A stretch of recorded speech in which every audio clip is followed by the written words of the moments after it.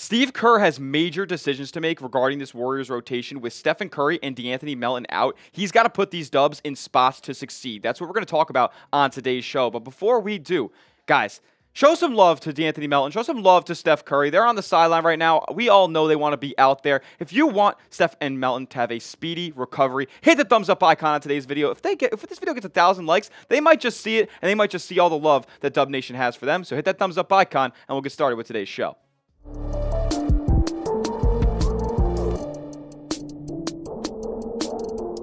What's going on, Dub Nation? You're watching Warriors Today by Chat Sports. I am your host, Tyler Smith, and on today's show, we're going to talk about how the Warriors are going to hopefully overcome the absences of Stephen Curry and D'Anthony Melton in their lineup.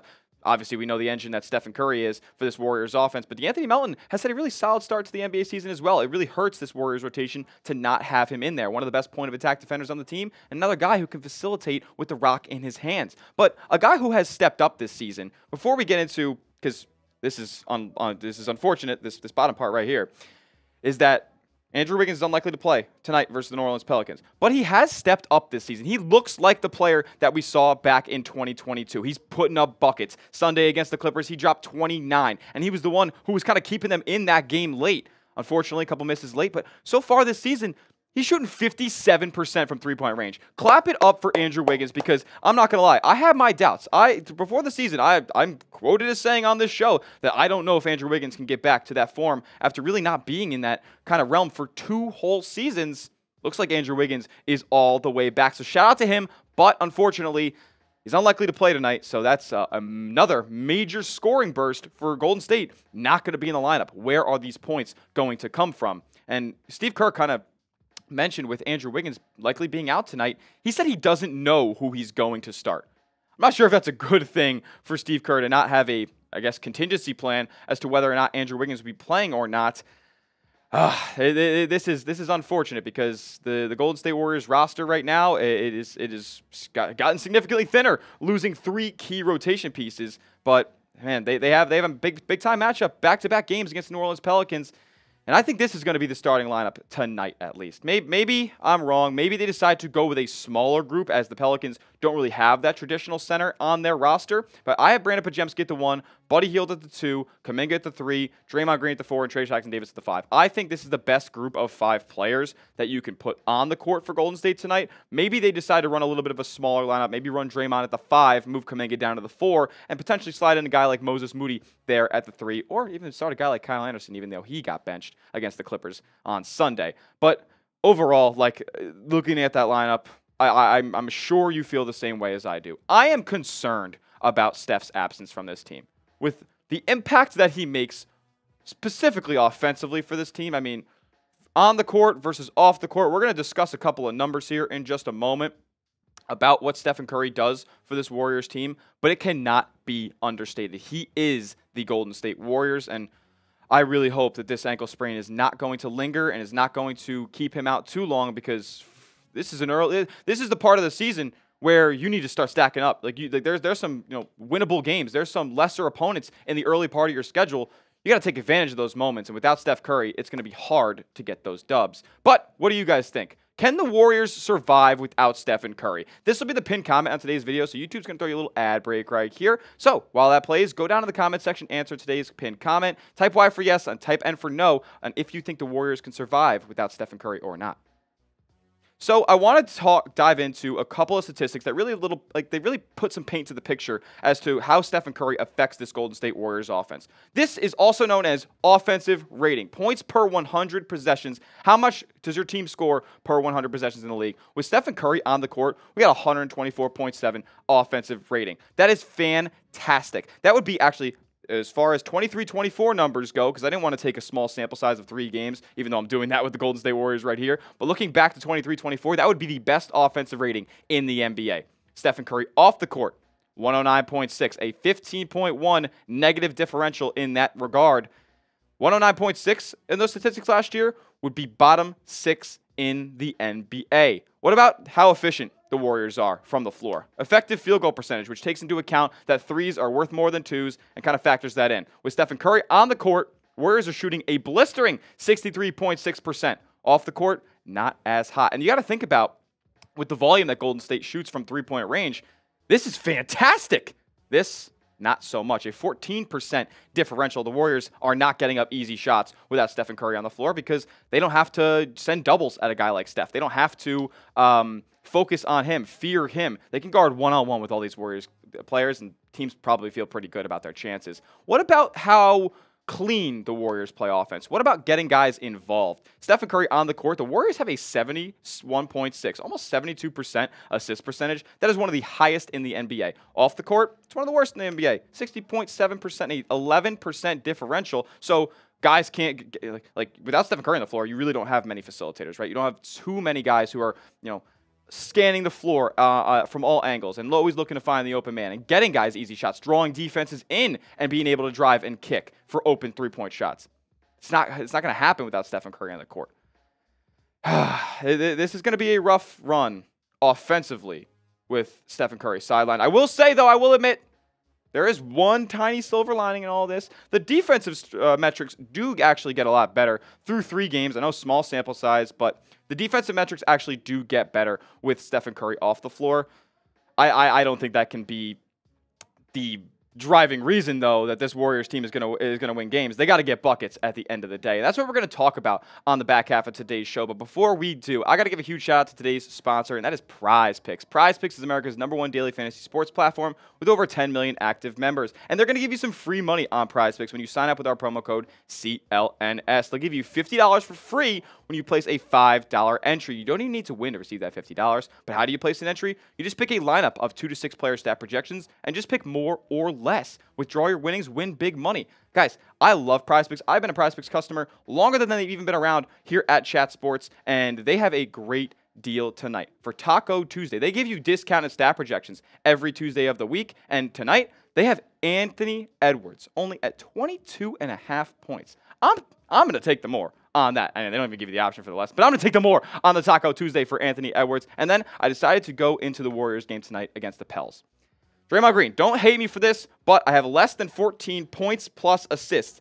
When Stephen Curry is not playing, Draymond's statistics significantly drop off. So it might be a rough night for Big Dre.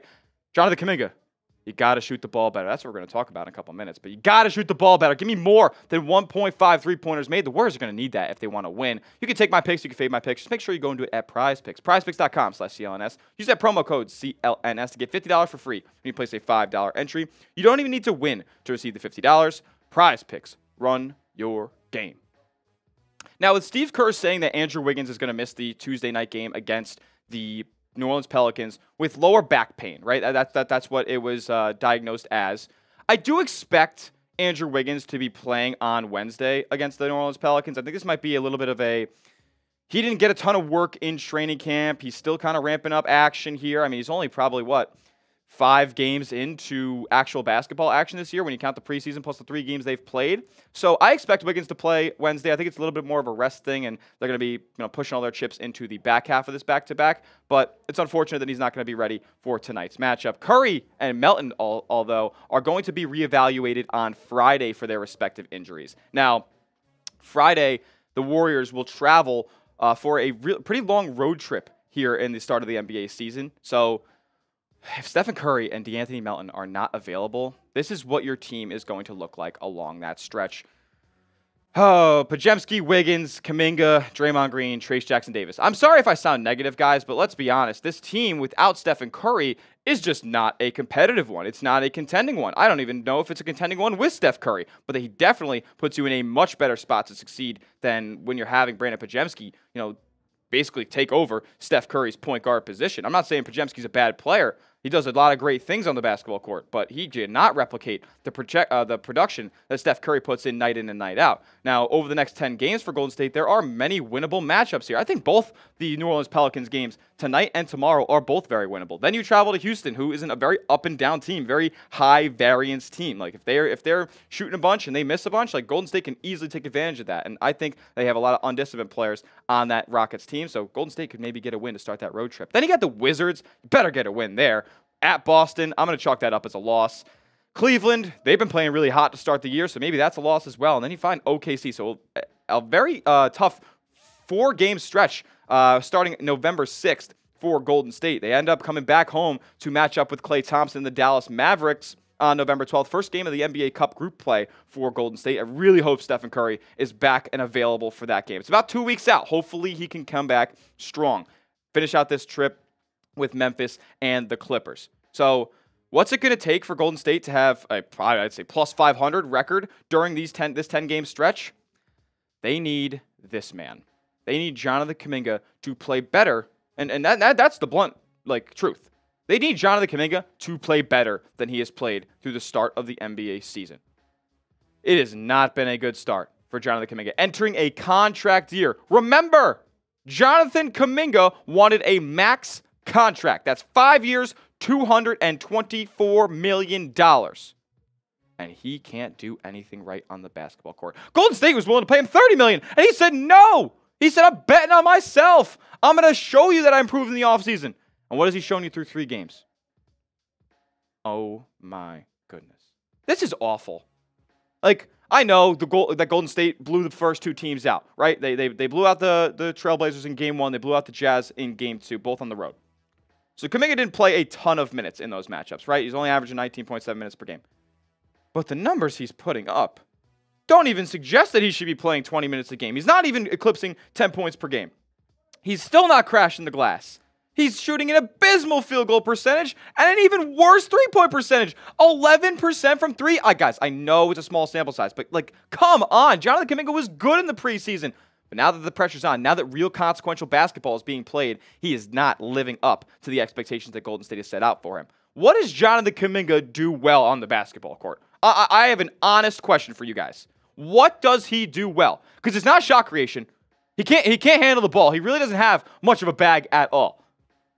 Is it jump shooting? No. I just showed you he's shooting 11%, 1 for 9 on his first 9 3-point attempts this year. Hopefully he can get back to that form because he has shot well in the past. Just in the preseason, he was shooting a high percentage.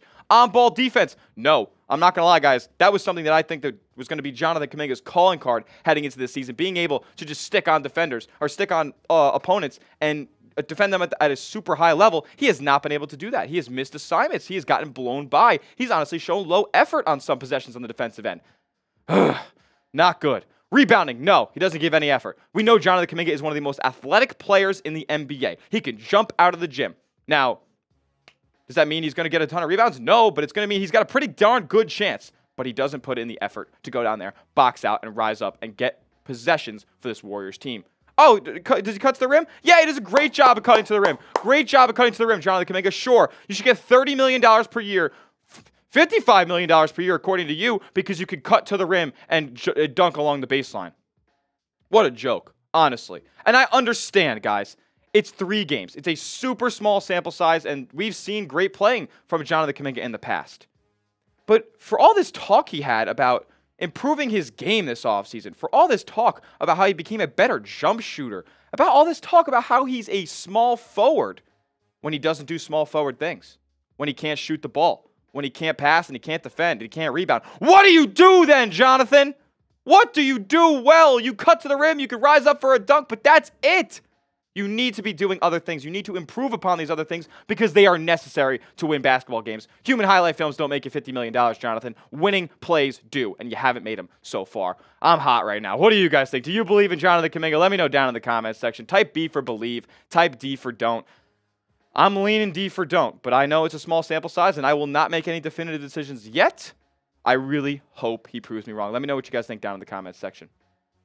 Like I just said, I hope he proves me wrong. I don't really know what else to say.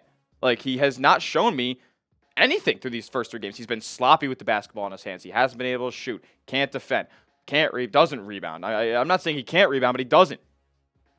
I just hope he proves me wrong because, in the preseason, you can see these numbers, shooting 43% on 4 threes a game. Now, to be fair, a lot of them were open. A lot of them were, not heavily contested because teams aren't playing tightrope defense in the preseason. But 1 for 9 to start the year, after you're saying you're betting on yourself and trying to earn yourself a max deal, turn down $30 million to shoot 1 for 9 in your first 3 games. I honestly, I can't believe how highly they value Jonathan Kuminga. I'm not going to save face anymore for this guy because you didn't trade him for Paul George. You didn't trade him for Lauri Markkanen. And now he's putting up the numbers that he's putting up. Now, he's putting up similar numbers to Brandon Podziemski, but at least Brandon Podziemski's putting his body on the line, playing good defense, and taking charges, gaining possessions for this Warriors team in ways that Jonathan Kuminga does not. I think Brandon Podziemski's doubling him up in rebounds so far. There's no excuse for that. Yeah, I guess I'll rest my case there. I just can't believe how highly they value this guy. And honestly, it might set the Warriors franchise a couple years back down the line if this is the route that they went and didn't go out and get an elite superstar to pair next to Steph Curry in the latter years of his career. But that'll do it for today's edition of Warriors Today by Chat Sports. I know I ranted. Maybe I'm a hater. Let me know down in the comment section. Let me know on Twitter at Smitty at CS, SMITTYATCS for more interactions. That's where you get the news first, by the way. But also make sure you are subscribed to the channel. We're bringing you Warriors coverage like nobody else on YouTube all season long. Let's get a dub tonight. Let's get a dub tonight. Let's get a dub tomorrow, and we'll be 4-1, and we'll be sitting a lot prettier. Even without Steph Curry and Anthony Melton in the lineup. We'll see you guys in the next one. Let's go Dubs.